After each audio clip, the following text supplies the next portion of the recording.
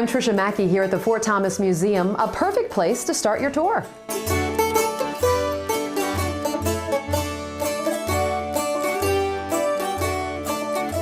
We have 3 rooms of military displays, including the Spanish-American War, World War I, World War II, and Vietnam and Korea.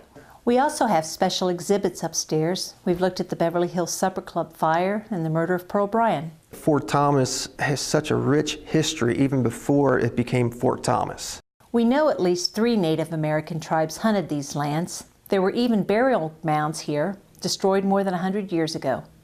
There is nothing there now because houses were built, subdivisions were built, but many of the artifacts are found in various museums throughout the Northeast.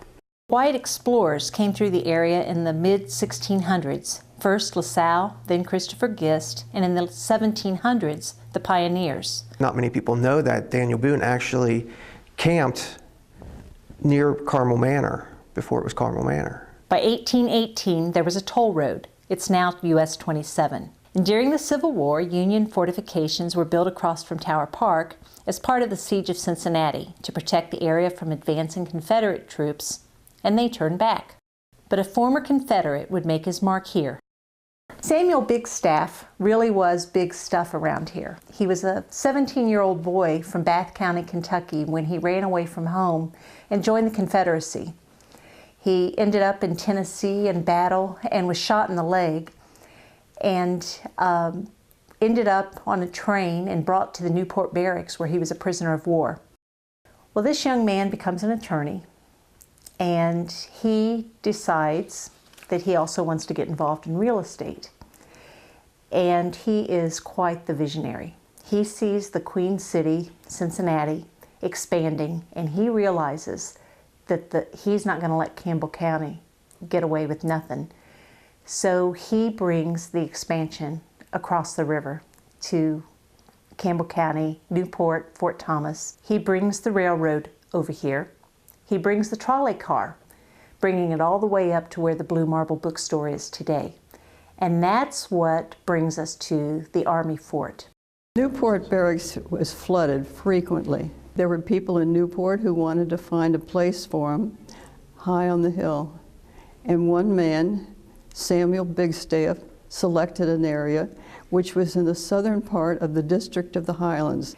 And he was very politically astute in that he came up with the idea of naming it after a Union soldier, a hero, General George Thomas.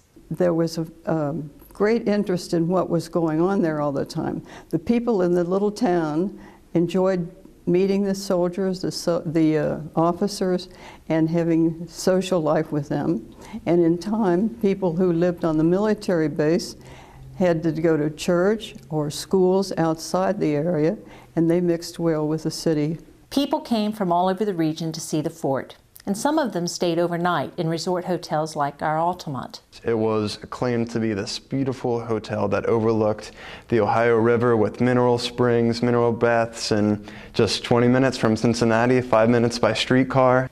But as the automobile replaced the streetcar, people started traveling farther for getaways, and the resort scene faded. So did the fort.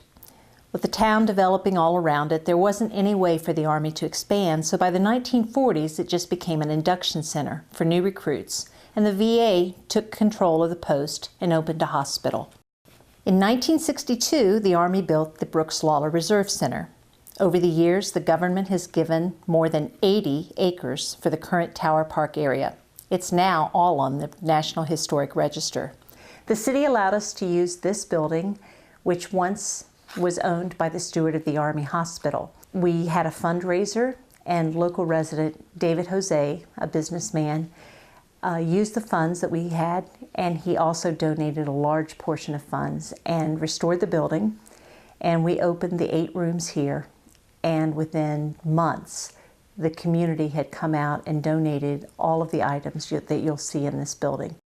It's just neat to go back and let your mind step back in time and imagine how it was back then.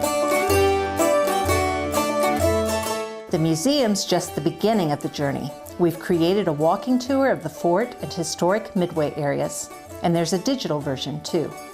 As you're taking our tour, make sure that you pull out your smartphone and look for those QR codes. They're all over the place to find out more information. This tour is brought to you by the Fort Thomas Renaissance and Fort Thomas Museum.